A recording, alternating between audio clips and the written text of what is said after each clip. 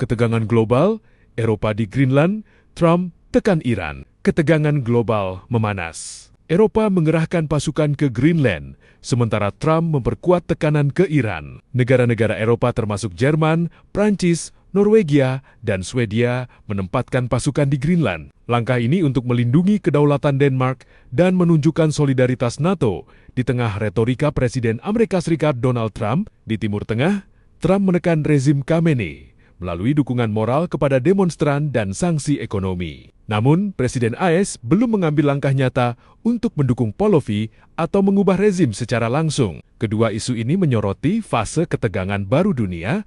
AS ingin dominasi. Eropa menegaskan kedaulatan sekutu dan Timur Tengah tetap menjadi titik uji kebijakan luar negeri. Dunia menyaksikan geopolitik global yang bergerak cepat dari Greenland hingga Iran. Simak terus perkembangan internasional terbaru bersama kami